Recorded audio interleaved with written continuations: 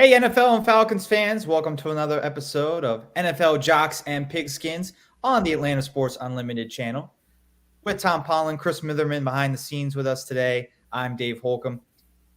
No football games this weekend, unless you're counting the Pro Bowl, but no real football games this weekend. And but still, we got a lot of news to get to, a lot of coaching hires happening this week in the NFL, and a lot of not hires happening in the NFL, which are causing huge shockwaves in the NFL community, but I think across sports and across America, really, with these allegations from Brian Flores. Yeah, I agree. Kind of really shook things up last week, and as far as I'm concerned, I'm surprised it took this long. You know, it finally, somebody finally stepped up and did it. I'm surprised it took this long. I think that's a great point, and this is something we've heard, as a possibility that was happening in the NFL, and it's really just all been speculation. And yeah, it's still just accusations. Nothing's been proven yet in court. I guess the case will. There's a long way to go on this thing. Yeah, right. But the accusations are pretty serious, and people are coming forward and supporting Brian Flores with evidence that what Brian Flores is saying is true, which is helping his case. It's not just a he said, she said kind of thing when that's happening. Right. So, there's a long way to go, but there seems to be some validity to what Flores is accusing. Yeah, and as I say, there have been previous years. I think they've been better at covering the fact this year, but there have been previous years where you knew teams had a head coach in place, and they were giving minority candidates an interview just to say that they gave one an interview. Right. But you already knew that they had their coach. So, as I say, there have been years where it was more blatant, but it's just the case. And as I say, it's unfortunate. Brian Flores has probably wrecked his coaching career because of this. Yeah. He's going to be blackballed, which I read from Jane McManus last week. She said that's another point in favor of the fact that there is racism, there is bigotry going on, is the fact that he points this out. He's probably torpedoing his head coach candidacy, going forward for good. Yeah, I absolutely agree. I think he won't be a head coach again in the NFL, at least not anytime soon. But he probably came forward. I think he came forward because he wanted to do the right thing. Yeah, but I also think he's looking around and thinking, I'm not going to be a head coach anyway because of the way the NFL is set up and the way this is going.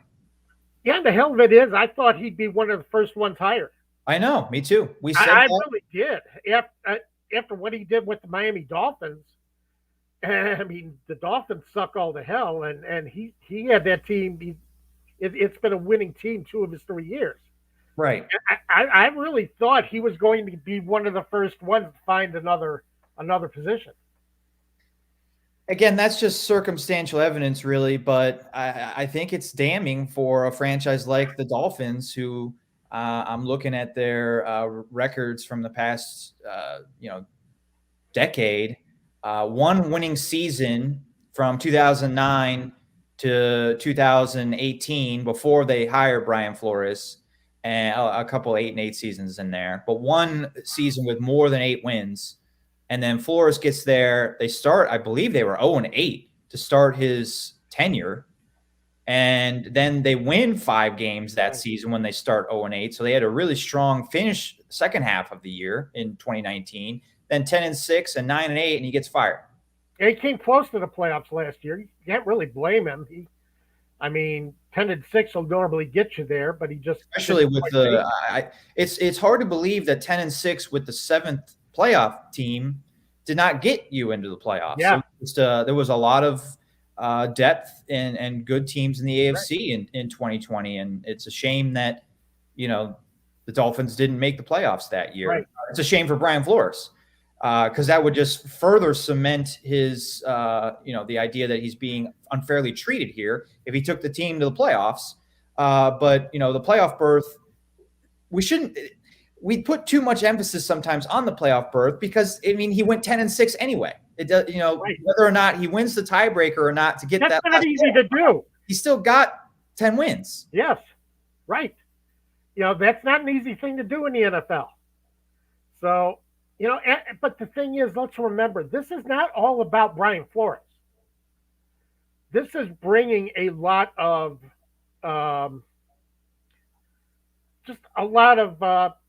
systemic racism that we all know is there, and bringing it out into the daylight, and they never see daylight. It depends on how legal proceedings go, but it's not just Flores. It's all these other minority assistant coaches who never get a shot at a head coach. You look at Eric Bieniemy, Byron Leftwich. Leslie Frazier was supposed to be a great candidate this year. I know he flopped a bit as a coach of the Vikings in his first try as head coach. But with the work he's done with the Bills, he's earned a second shot. I think he hurt his candidacy by giving up a field goal with 13 seconds to go. That wasn't his fault. That was his head coach's fault for not kicking to the goal line instead of kicking it completely out of the end zone. They were forcing a return that would have taken some time off that clock. That's true, but they were also playing a prevent defense to not give up a touchdown, and Travis Kelce gets a 25-yard catch in the middle of the field. They have 3 timeouts. It's not a Cowboy situation where you can give up a play in the middle of the field. You got to defend the field goal line, not the end zone with 8 seconds to go. That was Leslie Frazier. Dave, you're talking to a guy who says, defense is a part of this, and you got to play defense. That's what I always say in overtime. If you really want to win in overtime, you don't want you want to possess the ball in overtime. Well, you got a defense, make a stop, do something. But it shouldn't have even gotten to overtime. They could have made the stop. I know, but it wasn't all Leslie Frazier's fault. Leslie Frazier did a great job with that defense all season. I'm not disputing that. I'm just saying that I'm not saying right or wrong. I think how that end of the game happened hurt his candidacy. That's my only claim.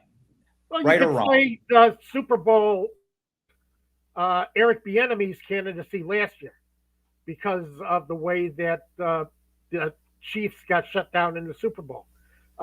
Maybe it did, but a lot of hires happened in January before that game, though. Well, that's true, which shouldn't happen either. To me, you shouldn't be interviewing for head coaches until the season is completely over, and that includes Super Bowl. But, that's just not going to stop.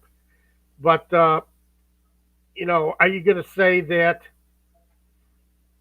Arthur Smith, the Titans fell short in the playoffs, but are you going to say Arthur Smith, that was completely his fault? He shouldn't have had a chance to coach the Atlanta Falcons. He still got a chance to coach the Atlanta Falcons. Leslie Frazier had a rough series where, they could have stopped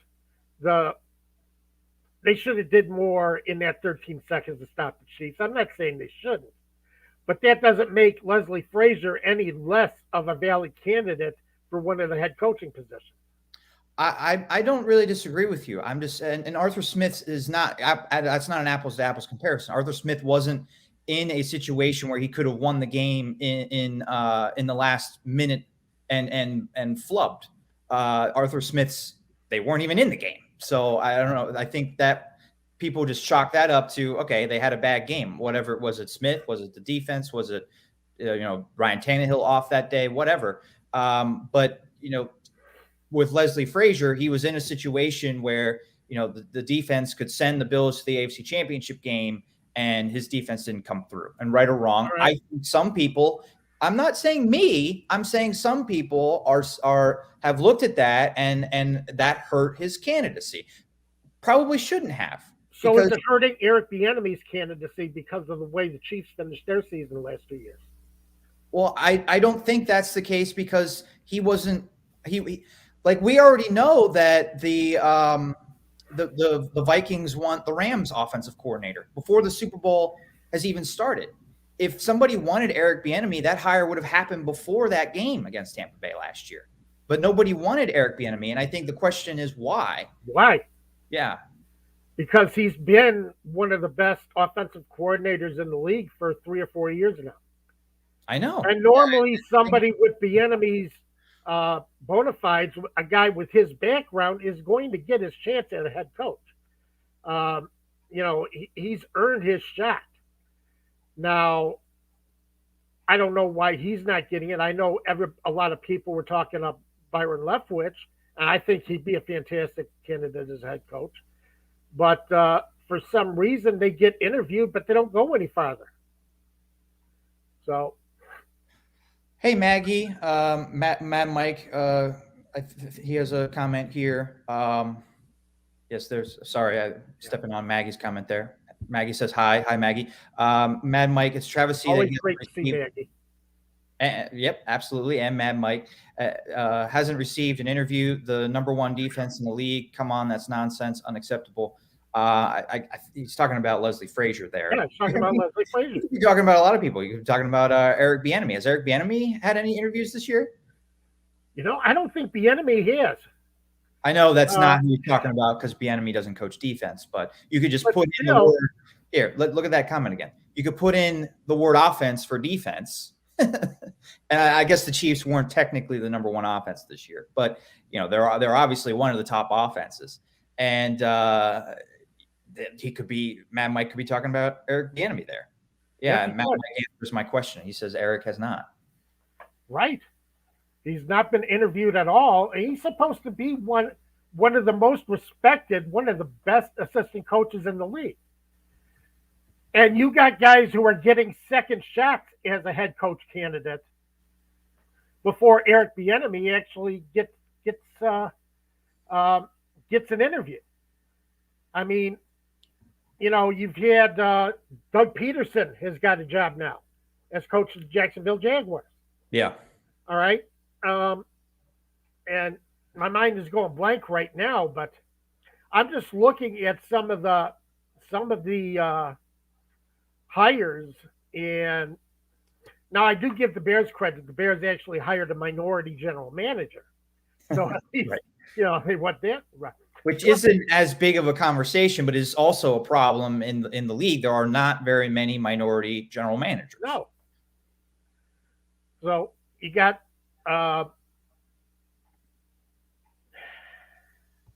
let's see. I'm looking through the list.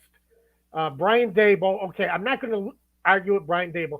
Anthony Lynn gets a job as an assistant head coach, but why wasn't Anthony Lynn?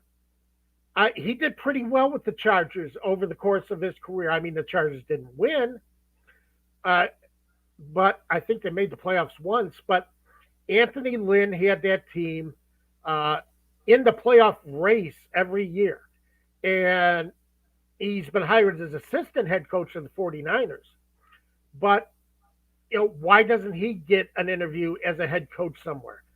Todd Bowles, I think he got a couple of interviews, but I don't think anybody was serious about hiring him as a head coach. Raheem Morris is another one. Raheem Morris. Todd Bowles only got 1 year with the Cardinals. He really did not get a real chance to show what he could do as a head coach. Well, he coached the Jets. You're talking about oh yeah, that's right. You're talking about Steve Wilkes? Steve Steve was a 1 year head coach. Yeah. Okay. But I still think you're right that Todd Bowles should get another chance as a head coach. Coaching the Jets is not an easy task. No. And he did lead them to a 10-win season. Another situation where they won 10 games, or maybe it was 9 games. I think it was 10 wins in 2015, and they did not make the playoffs. They needed an 11th win in the last week of the season, and they lost. And the Steelers snuck in instead that year, and another situation like Brian Flores was in. Yeah, I won 10 games, but didn't make it to the playoffs, and a couple years later, I'm getting fired. Right. And Raheem Morris was 33, 34 when he was hired as head coach. He was very young. The Buccaneers were hoping he'd be the next Mike Tomlin, a young defensive mind. He was hired a couple years after, maybe 1 year after Tomlin won the Super Bowl. So, and he won 10 games and didn't go to the playoffs. I guess we're finding a common theme here. In 2010, Tampa Bay won 10 games, and that wasn't enough to make the playoffs. So, as I say, winning 10 games in the NFL is not an easy thing. No, it's not. It's not. That is a successful season. It's kind of an arbitrary number. It's like baseball, 100 pitches. That's like the magic number. But has that ever scientifically been proven? That's when pitchers start to get tired? No. But it's a nice round number. It looks good. 10 wins looks great in the win column. Nice straight number. Two numbers in that win column. That looks nice. But apparently, I guess for some people it's like, well, you didn't make the playoffs, but you're still. Whether you make the playoffs or not, you won 10 games. Why does that really? Why does what the other teams did in your conference change how you view your head coach? I don't think it really should. It really shouldn't. But so that's the thing, and that's what Flores is getting at. But as I say, even this year, we can look at all the examples of this year, but there have been previous years where owners and general managers have kind of waved their hand at the Rooney Rule, basically had their head coach set up, and then came in and said, okay, well, we'll interview this minority guy, but he doesn't seriously have a shot as the head coach. And these guys have been told, go take the interview. It's good experience, going through the interview process. Well, it still hasn't gotten them anything 2 or 3 years later. So, yeah. I mean, you're getting our show back on track where we're talking about the issues that Brian Flores has brought up, and I want to reset here and go through the accusations that what he's accusing the NFL and a couple NFL teams of doing. But first, our sponsor for today's show is Prize Picks. We love Prize Picks. Download the app. There's no NFL this week to place an entry on, but there are plenty of other sports. All the other sports are on Prize Picks, and when you sign up, use that promo code ASU.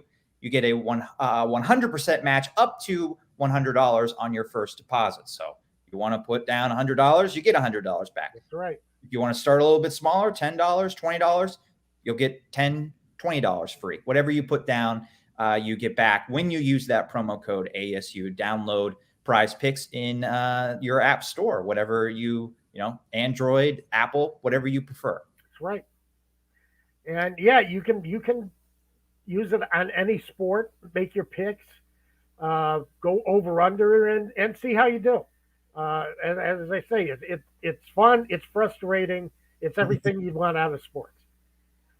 Yeah, the Penguins were playing last week before the championship game started, and I decided to do a hockey entry. So I dipped my toes in the NHL, put some money on Sidney Crosby getting a couple points, Jake Gensel getting a goal, and I got it. So that was fun right before the championship game. That's good. Yeah, that's the way to do it. So, I'm not going to give anybody advice on hockey entries, though. No, neither am I. As a matter of fact, the only thing I play is football. Yeah. Everything else is just so up in the air. You have no idea. It depends on if a guy has a good game or not. And he could be in the middle of a hot streak and have a lousy game. So I can't get a handle on other sports as far as doing props and figuring that out. It just doesn't work for me. And it's a little bit harder with I'd imagine baseball might be the same way. Maybe NBA would be more fun. I just don't follow the NBA very closely. But a player getting a certain number of yards, like he can have a really great game or a pretty good game and get your total, or an okay game and not get your total. But like when it's Crosby over under half a goal, it's like, Does he get a goal or not get a goal? Right. And then the over-under for point total was 1.5. So it was like, well, is he going to have a multi-point game or not have a multi-point game? So it's like it's like true or false more than the NFL is more. There's more gray, more middle ground, and I think that makes it more fun than like a true or false. Yeah, exactly. So okay, well. Check out the PrizePicks app and let's get into what Brian Flores said for anybody that missed it this week. His accusations against the NFL, and it's a wide-ranging lawsuit.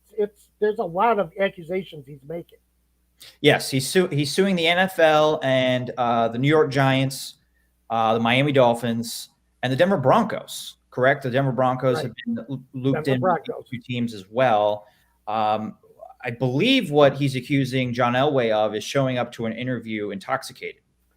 Elway and I guess the team president or who else was with him for the interview showed up intoxicated and gave Flores the idea that they really weren't serious about interviewing him. Yeah. And then the Broncos went out and hired Vic Fangio. Right. That was a few years ago, before Flores was hired in Miami. And it just speaks to what Tom's point, and I 100% agree that these teams are not taking the Rooney Rule seriously. And they never have. Yeah. And unless there is an actual, unless there's actual fallout, unless there's an actual punishment, repercussion for not taking it seriously, they never will. That's just the way it is. And there hasn't ever been repercussions for it. And I want to, I know our diehard fans will know this, but I want to just clarify for the record what the Rooney Rule is. The Rooney Rule is not like other affirmative actions where teams are forced to hire minority candidates. Right. That is not what the Rooney Rule is. No. And I think a lot of conservatives, people that don't care for affirmative action, target the rule by saying, well, teams need to hire whoever they want to hire. Well, the NFL can hire whoever they want to hire. Right. The NFL is not telling them who to hire. They're telling them to give minorities a chance in the interview process. And that is what's not happening, as Tom is alluding to. And, clearly, or if it does happen, it happens just to fulfill the shell, the basic wording of the Rooney Rule. It's happening because, we got our guy, but we're going to interview this guy because the Rooney Rule says we have to. Right. Yeah. Just to satisfy the rule. That's not the spirit of the rule. No. The spirit of the rule, I will reference my own team here with Mike Tomlin. Mike Tomlin would not be the Steelers head coach if the Rooney Rule didn't exist. And that's completely ironic because the Rooney Rule is named after the late, great Steelers owner, Dan Rooney, who wanted to push for equality in the NFL. The Steelers wanted to promote one of their assistants off of Bill Cowher's staff, Ken Wisenhunt or Russ Grimm. And they had to interview a minority candidate. And I think they interviewed multiple minority candidates, but one of the ones they looked at was Mike Tomlin. At the time, Mike Tomlin was pretty young. He was 36, I believe, and he'd only been a coordinator for 1 year. So he didn't exactly scream, a lot of experience, or he didn't even run the same defense that the Steelers had at the time. He was a 4-3 coach, and the Steelers ran a 3-4. They've been running a 3-4 since the early 80s. But they interviewed Mike Tomlin, and as Dan Rooney wrote in his book, he blew the doors off of the interview. And that's all you want to give people the chance to do. You might have a certain someone in mind, but give somebody a chance. He might blow your mind. He might have some ideas. He might have thoughts. He might have a plan that you just say, hey, this guy really does have, he has it figured out. And that's all you're asking, is they don't get a chance to blow anybody's doors off in an interview. And that's the problem. Right. Maggie agrees with us. Maggie and Mad Mike, thank you for all the comments. Yes. We'll get to as many of them as possible. Mad Mike says that Roger Goodell just released a statement. So we're going to try and get to that as soon as we can. We might have breaking news here live on the show, which is always exciting. Doesn't happen very often, but that is exciting. But yeah, I want to hammer home that point that Mackie says they just want an opportunity, not hook up a friend. But yeah, that's all they want is an opportunity. And that's what the Rooney Rule is supposed to give them. It gave Mike Tomlin an opportunity to interview for a head coaching position. And the Steelers were so blown away. And I'm not surprised that they were blown away by how Mike Tomlin speaks in his press conferences. How do you not hear that guy speak and want to go run into a brick wall for the guy? Right. And what the Steelers loved about him. Yeah. And one thing I don't think the Steelers get, or Mike Tomlin doesn't get enough credit for, and this will be my last point about the Steelers today, is that Mike Tomlin did not come in and blow everything up. He came in and kept Dick LeBeau as his coordinator, and I'm sure that was gone over in the interview. Right. That, well, what would you do if we hire you? We just won the Super Bowl 2 years ago with a 3-4 defense. You run a 4-3. We know you've been a successful coach, but how would you integrate your defense with Dick LeBeau's? Well, Dick LeBeau would still be my defensive coordinator, and that's what he did. And more coaches need to follow that lead.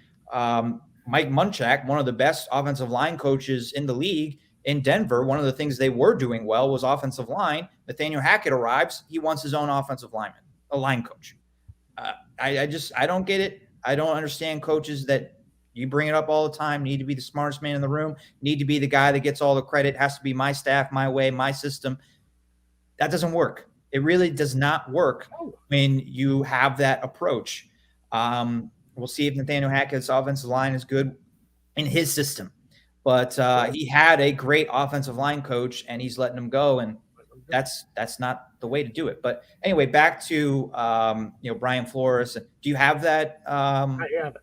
Yeah. So, about 45 minutes ago, Goodell sent a memo to every team in the league saying the results of NFL's coaching diversity efforts are unacceptable, said in a memo to all clubs. Memo is titled Our Commitment to Diversity, Equity, and Inclusion, and says racism and any form of discrimination is contrary to the NFL's values. We have made significant efforts to promote diversity and adopted numerous policies and programs which have produced positive change in many areas. However, we must acknowledge that particularly with respect to head coaches, the results have been unacceptable. We will reevaluate and examine all policies, guidelines, and initiatives relating to diversity, equity, and inclusion. So, and memo also stressed that we understand the concerns of Flores and others. So that, and it's not something that actually it's not surprising that Goodell comes out with this. I mean, it really isn't. This is it's a lot better worded statement than what the NFL gave out 2 hours after Flores' suit was announced, which was surprising, but basically saying that he had no basis for the suit. We've always pushed for diversity and inclusion, and but here at least Goodell is coming out and saying, now whether this is just a play to say, we do make this attempt to be diverse, and it's basically a ploy that the NFL owners can point to and say, well, we do this. For all Goodell wants to talk about, though, they don't. This hasn't, it hasn't happened. As much as they want to say they push diversity and push equality, it hasn't happened. I think Mike makes a great point here, though. A lot of this falls on the owners. I mean, the league is doing what it can to incentivize teams for hiring minority coaches and putting in rules like the Rooney Rule to do that. Yeah. But again, I'll go back to what the Rooney Rule is not. The NFL cannot force a team to hire a certain candidate, white, black, or whatever. Nor should they. Right, nor should they. So it's up to the owners and coaches too, because coaches hire their staffs, but then owners hire the coach. Yes. And the general manager. So it's up to those guys. It's up to the guys that in power that hire the coaches and general managers to, not necessarily hire more minorities, but give more minorities serious interviews. And you might just meet a guy like Mike Tomlin who has a great interview and you're more impressed with than the guy that you thought you were going to hire. Yeah, and you make a great point there, Dave. And you used the right word, serious interviews. Yes. Where you're coming in and you're saying, this guy has a chance to run my team on the field if I like what he has to say in this interview room. So we said what Flores is accusing the Broncos of. I think the much more serious accusations are against the Giants and the Dolphins, and we haven't gone over those yet. The Flores in the suit has said that the Giants already had decided they were going to hire Brian Daboll before interviewing him, and the reason he knows that is because of a few text messages from Bill Belichick. Bill Belichick texted Brian Flores on Wednesday, I believe, and said, "Hey, I hear that you have a great shot at getting the." Oh no, he said, "Congratulations on getting the Giants job, on getting the Giants job." Yeah, and Flores texts back, "Thanks, Coach, but my interview is tomorrow." Yeah, I have an interview. And Belichick just says, "Oh well, I hear that you have a great shot, whatever, blah blah blah." Right. And then Flores says thanks, and then a few hours later says, "Coach, this is Brian Flores. Did you mean to text Brian Daboll?" And Belichick fesses up and says, "Yeah, I effed up." Well, they were both assistant coaches for Belichick. What's that? They were both assistant coaches for Belichick. So, he's falling back on that and saying, I just got the wrong Brian. Do you think that I had a Patriots fan in my group chat for my fantasy league made this joke this week? Do you think that Bill Belichick, A, doesn't know how to use his phone, or B, has all the Brians in his phone saved as Brian 1, Brian 2, Brian 3, Brian 4, Brian 5? I don't know. I don't know how he runs his phone.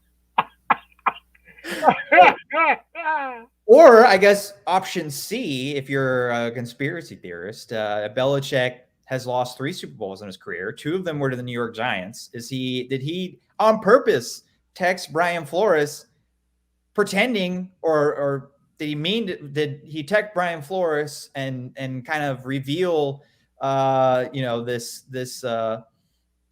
violation of the Rooney Rule to stick it to the New York Giants, a team he's beaten in the Super Bowl twice? I don't know if I believe that. I've heard that one. I've also heard that the Giants called Belichick for a reference on both of them. And Flores is saying that Belichick steered the Giants away from him and towards Daboll. So that's also part of the suit.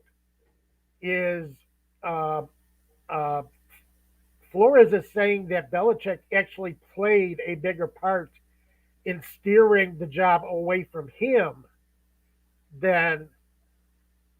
But I don't know. Then how do you explain the text? And the problem is a lot of this has to come out in discovery as they start gathering the evidence, as they start both. Attorneys for both sides start to do depositions. That's where we're going to hear a lot more about this. One of the things that came out, though, that I guess the NFL is trying is they're saying that this actually has to go to arbitration before the commissioner. This actually is not something that can be settled in court based on what is in every head coach's contract. So it's going to be interesting to see if they can push that. Uh, I think because Flores' suit is against the NFL as a whole, not against any specific team. I think he's gonna. This is gonna, the push for arbitration is probably going to be moved aside, and you probably see more of it. But yeah, uh, Maggie, honestly, more will speak out soon. I fully agree with you. I think we're going to hear a lot more about this. This is not going away. No, All right. no, it's not. It was a conversation that we had last year, and there just wasn't. Again, it was just all this coach won this many games, got fired. This coach is getting interviews. This one isn't, and it was just all kind of speculation. Now we've got some teeth to it, that some meat on the bone, I guess. That Flores is giving us by coming forward with these accusations. What do you think of the Dolphins and he's accusing Miami of wanting to tank on purpose, offering him a $100,000 bonus for every loss that they had. I mentioned they started 0-8 in 2019. I don't think Flores said if he got any money for that 0-8 start, but clearly they weren't trying to lose, because they ended up winning 5 of their last 8 games that year and finishing 5-11, kind of ruining their draft stock, but they got Tua Tagovailoa anyway, the guy that a lot of people thought they wanted to get at number 1. So that to me is exhibit A for why tanking doesn't really work, or why it's not necessary. They still got somebody that they really liked. But back to the point of the Dolphins and losing on purpose, and Hugh Jackson coming forward and saying he was offered a bonus by the Browns for trying to lose on purpose. Another minority coach that I don't think we would argue he wasn't deserving of being fired after going 1-31. Right.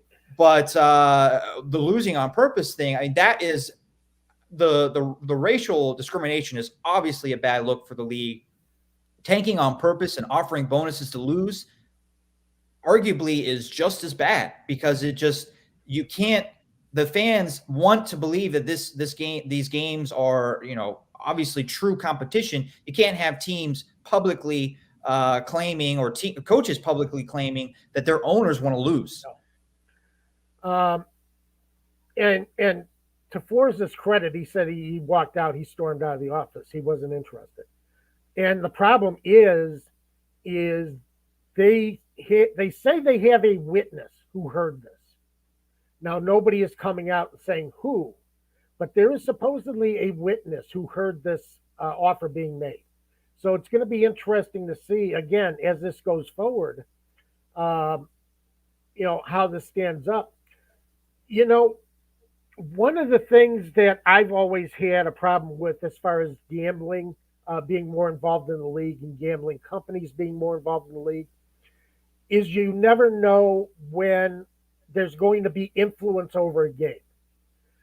But looking at this, if you're saying that an owner is trying to get a coach to tank a season, you're going to have the gaming industry coming after you for saying, hey, we put spreads on these games, we took money on these games, with the implication that these were honest competitions. Yeah, they're not fake. They're not fake. These are honest competitions. They have to be honest competitions. The gaming industry could go after the NFL if any of this even comes close to being proven.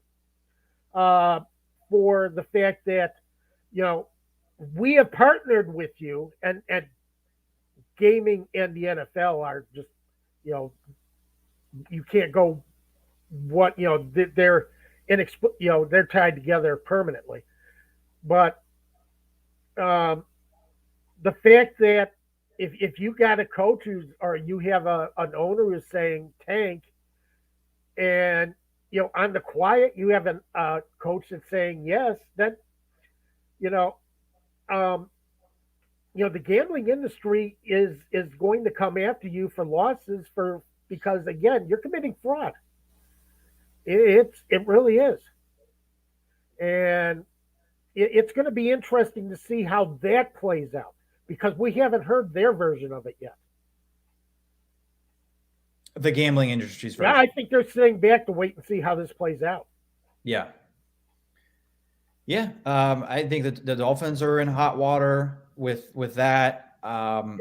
I think the Giants are in hot water because again, it's not just the owner showed up drunk and then the owner's going to be like, no, I didn't.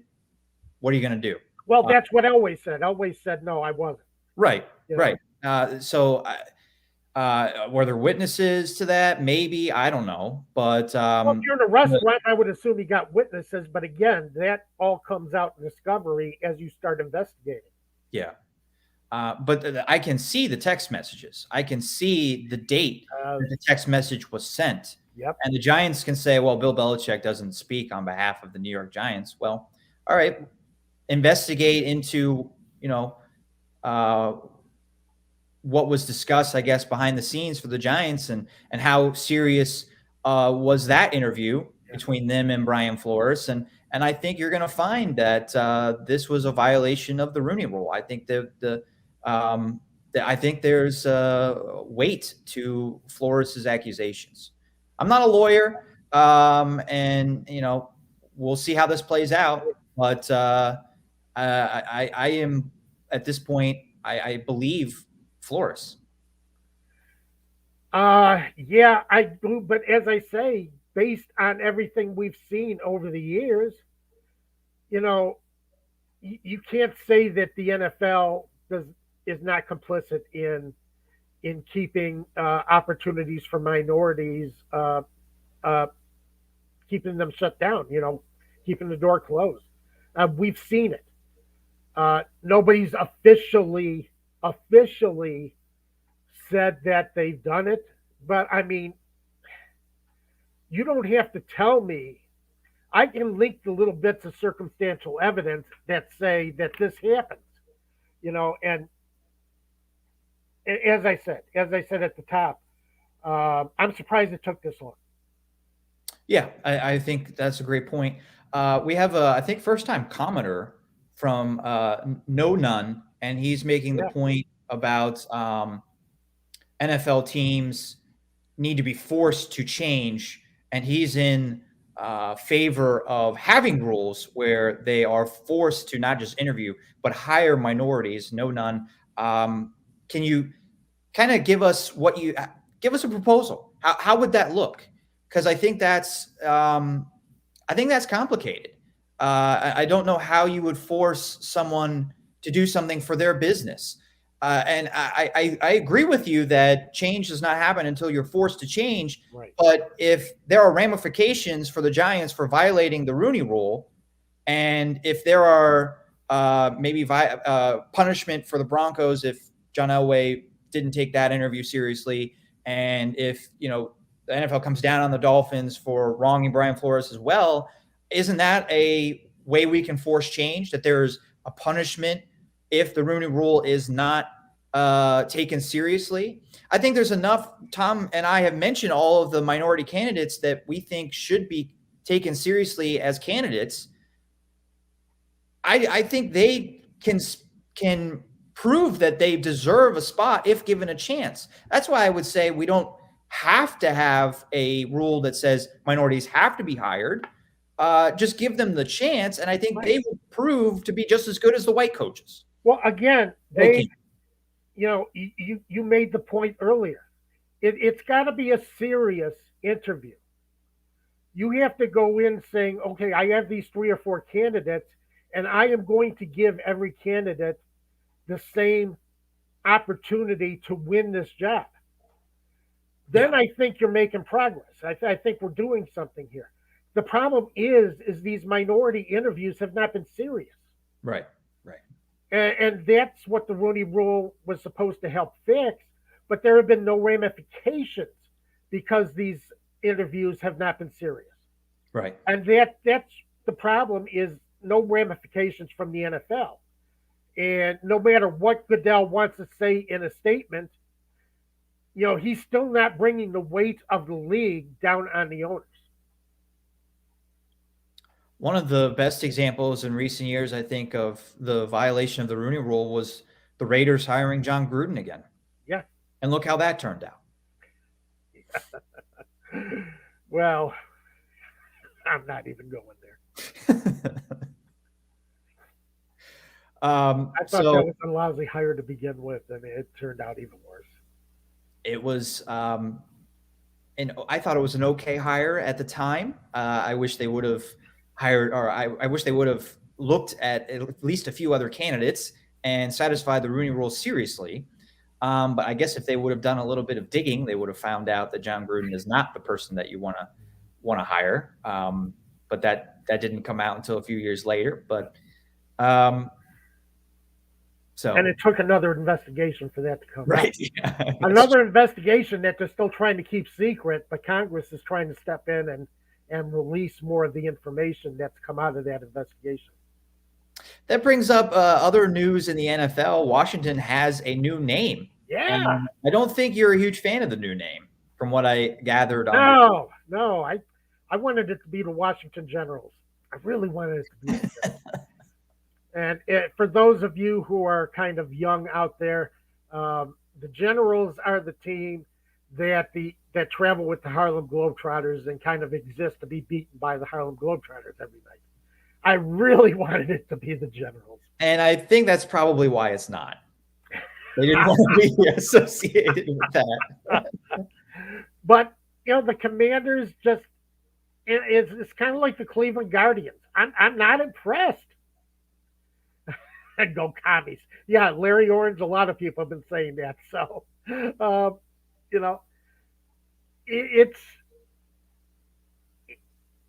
sounds like it was focus group to death.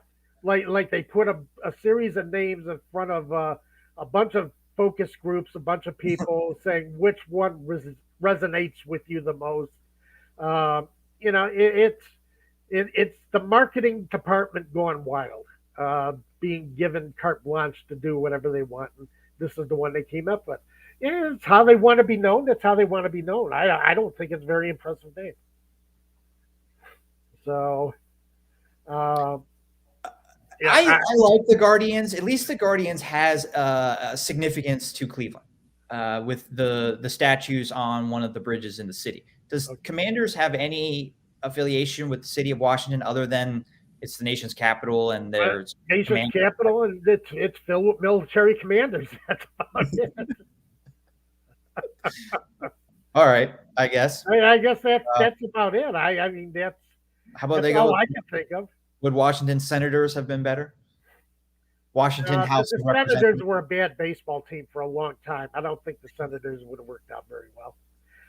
Because then you're associated with a baseball team that was that spent most of its existence holding up the bottom of the American League.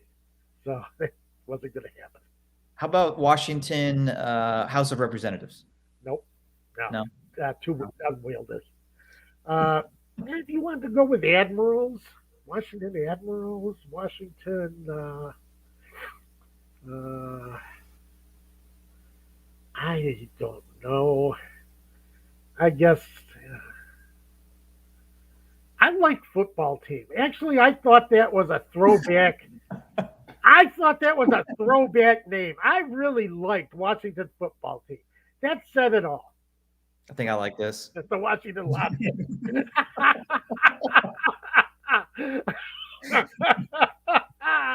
That's a good one. Oh, so they're moving forward with it. Pantera likes it. Pantera likes it.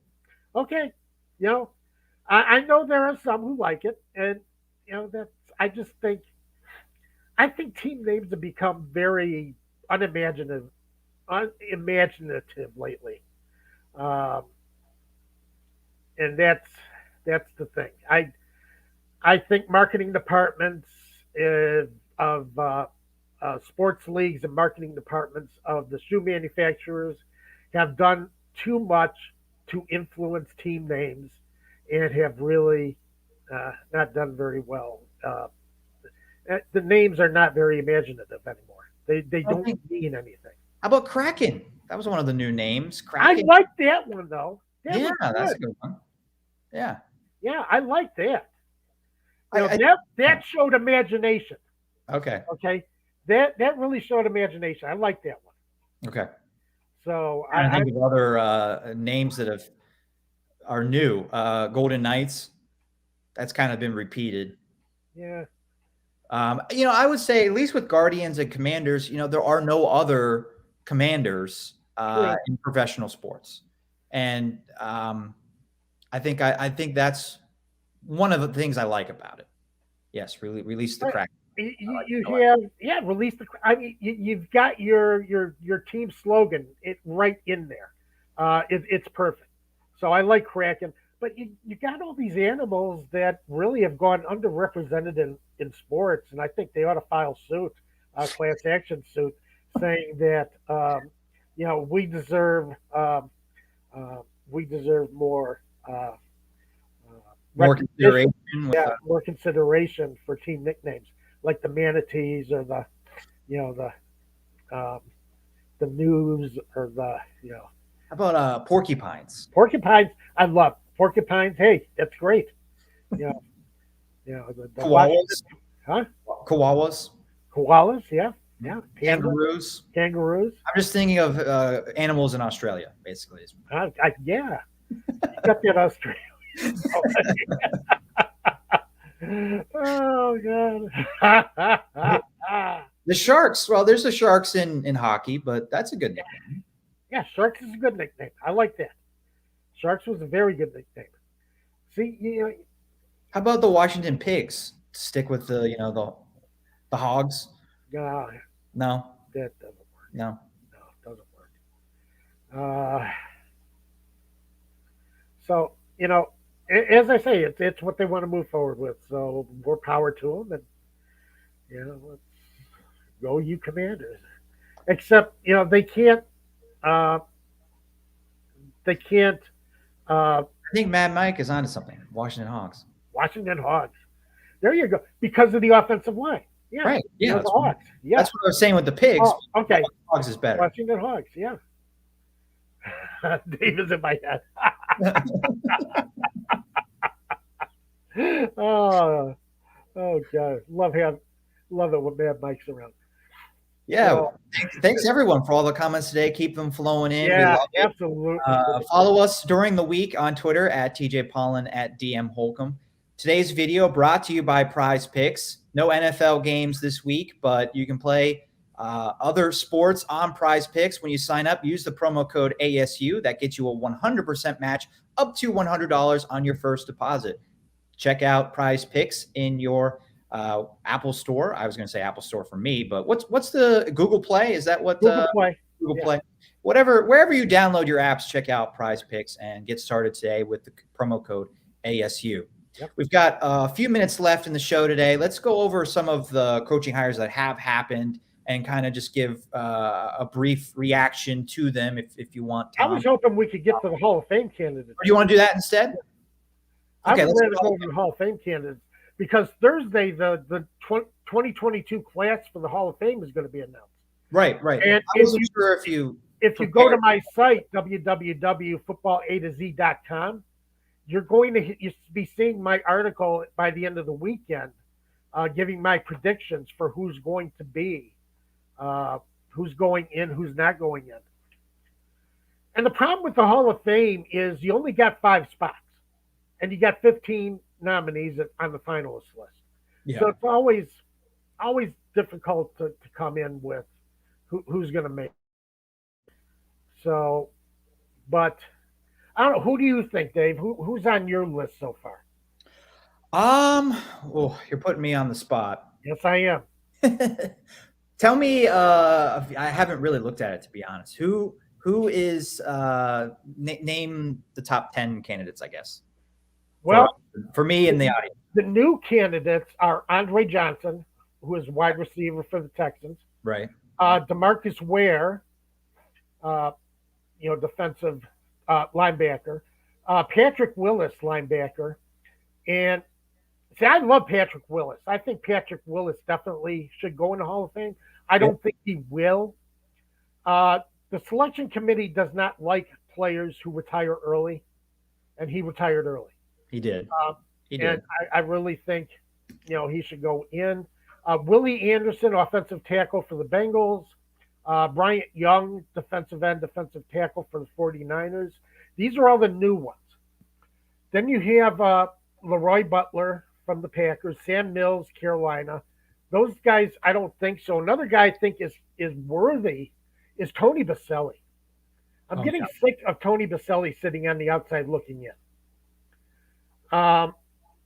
Career was cut short due to injury, but he was widely considered to be one of the best left tackles in the game. And I think one of these days, now the NFL has finally cleared up the offensive lineman backlog because Steve Hutchinson, Alan Faneca, and Kevin Mawe have all gone in.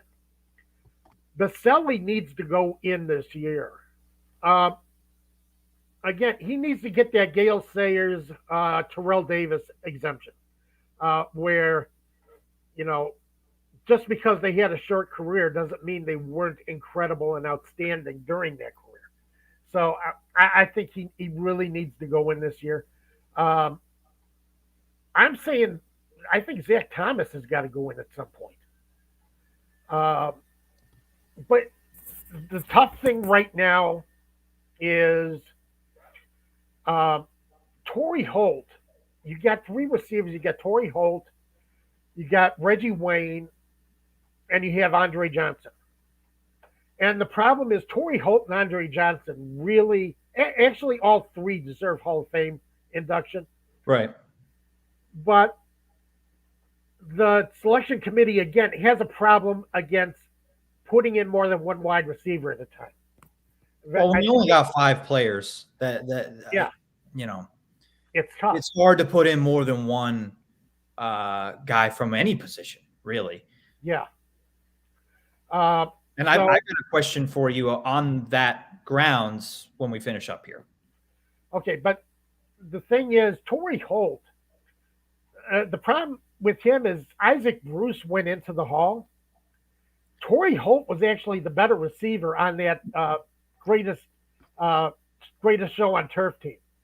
I still Torrey, thought, I think both deserve to be in. And regardless of who goes in first, nobody remembers that. So just get Torrey Holt in this year and everything's fine. But I mean, Reggie Wayne deserves it as well, though. Reggie Wayne deserves it as well, but he's not going in this year. So who's the wide receiver? Torrey Holt, you're picking? Right now, I think Holt has a very good shot. I think Andre Johnson is going to get in. He definitely deserves it. He's not going to get in because this is his first year as a finalist. So he's going to have to wait. Yeah. But of course, I was wrong last year. I thought Calvin Johnson was going to have to wait for Torrey Holt. And Calvin Johnson went in instead of Torrey Holt. Again, I think Torrey Holt's a Hall of Famer. I think ranking Hall of Famers is kind of silly because you're either a Hall of Famer or you're not. But we do, as sports writers, rank these guys. And there's first ballot Hall of Famer and then other Hall of Famers. And Calvin Johnson to me was a first ballot Hall of Famer. We're all looking for readers. Right. Yeah. I'm not surprised Calvin Johnson got in again over Torrey Holt. I guess that's what I'll say. Calvin Johnson was a heck of a receiver. Yes. Believe me, I saw him twice a year. Yeah, playing against the Bears. As a matter of fact, Charles Tillman, who was the Bears' cornerback, very many times matched up one-on-one on Calvin Johnson. I do believe should be in the Hall of Fame too. So, I'm going to be pushing for that eventually. Rondé Barber, Tampa Bay Buccaneers. Definitely a Hall of Famer. Was one of the best defensive backs on the ballot last year, except for the fourth best defensive back on the ballot actually went in, and that was John Lynch. Right. You knew I was going to get to John Lynch at some point. I'm happy John Lynch got in because I don't have to hear about you saying why John Lynch isn't a Hall of Famer every single year. You brought that up like 5 years in a row. And, I thought John Lynch was a Hall of Famer, but I didn't think he should have gone in ahead of Rondé Barber. No, he doesn't go ahead of anybody. So you said who do I think should go in? I like Patrick Willis. I don't think he should be hurt. Five-time All-Pro. Yeah. 5-time All-Pro. That's a long enough career for me. And I wanted to make a point about this. I think the committee, Hall of Fame committee, whatever the name for that committee is that decides this, they got to change their qualifications, because we are going to see, unless you're a quarterback, because of the safety concerns that quarterbacks are, because of the newer rules, are playing longer. Other positions players are retiring earlier, because we now know so much about how hurtful this sport is to your body, and particularly your brain. Yep. So somebody retiring when they're 30 is much more the norm now than it was 20, 30 years ago. And you're right. The Hall of Fame, the selection committee is going to have to start taking that into consideration. Right. Because you're right. We're going to be seeing a lot more of that, a lot more of guys retiring early. And Willis did that just for that reason. He didn't want to keep going on and getting his head pounded in. I mean, Patrick Willis was one of the hardest hitters I have ever seen in the NFL.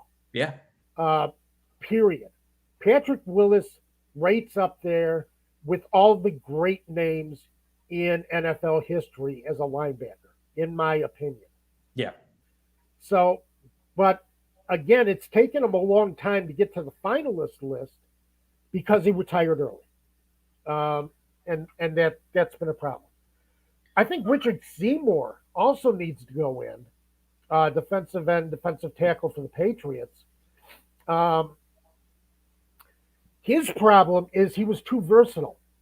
He doesn't have a lot. He doesn't have a lot of counting numbers as far as tackles, sacks, that kind of thing. Yeah. Because he was a run stuffer, pass rusher, but he also dropped into coverage. He had 10 passes defended in 2003 and 8 in 2006. He was credited with passes defended. That's incredible. So he wasn't always rushing the passer, but he could always rush the passer too. Right. I think Seymour definitely has to go in, but again, being diverse in your position, being diverse in your play always hurts. So, but I think he should go in this year. I also think Devin Hester should go in this year. So you sound like Oprah. You get a Hall of Fame. You get a Hall of Fame. You get a Hall of Fame. You get a Hall of Fame. You get a Hall of Fame. Yeah. So who are the five? Who you named like 10 guys? Who are your five? Who are your 5 guys? Devin Hester. Okay. This is his first year. He's one of the greatest. He's the greatest kick returner ever. 20 non-offensive touchdowns, 14 punt return touchdowns, 5 kickoff return touchdowns, 1 kickoff, 1 missed field goal touchdown. He returned 108 yards. So he's also one of only 2 return specialists on the NFL's NFL All 100 all-time team with Billy White Shoes Johnson. And so definitely he has to go in. I think Rondé Barber goes in. Okay. I think Richard Seymour goes in. I think Torrey Holt goes in. The 3 specialist nominees, contributor Art McNally, these aren't part of the 5. They just go in. So I think Art McNally, who was the wide receiver? Who's the old timer? Coaching candidate Dick Vermeil is going to go in, and Cliff Branch will go in. So those 3 will go in. Then, as far as the other 2, again, Tony Buscelli has to go in. So that's 4 off the finalist list. And I think Zach Thomas should go in. So there's your 5. I think those are the ones that should go in if the Hall of Fame selection committee is doing their job properly. So those are the 5 you think should go in, not the 5 that you think they'll pick. Right, the 5 that should go in if they were smart. Right. Okay. If I think that's a good list. I would pick Hester, Holt, Zach Thomas, Patrick Willis, and Buscelli. Those are my 5. Okay. I think Willis can go in. I think he's going to be. It all depends on how the conversations went in the room.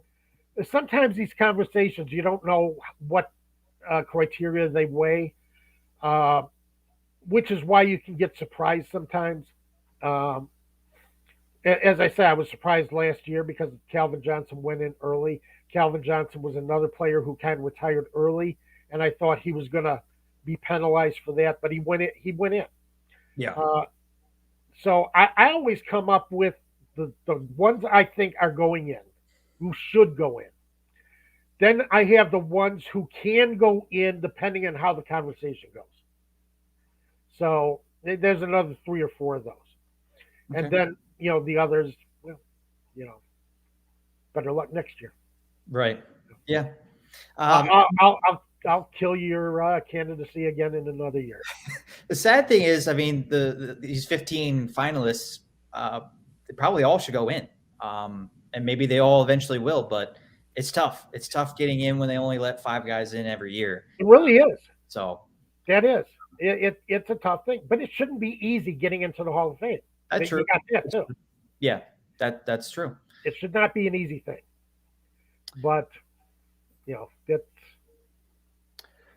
Well, I have a Hall of Fame question for Tom, and I'm going to save it for next week because we are out of time. Wow. And maybe I'll give Tom a preview and let him think about it for a week, and he'll have a great answer for you on next week's show. Tune in next Saturday. We'll be back here at 12 p.m. Eastern Time, 11 Central. Check out Atlanta Sports Unlimited. Please subscribe to our channel on YouTube. If you're on YouTube, that really helps support us and the channel. And you can check out all the other Atlanta and Georgia sports content on the Atlanta Sports Unlimited YouTube channel. And we'll be back next Saturday.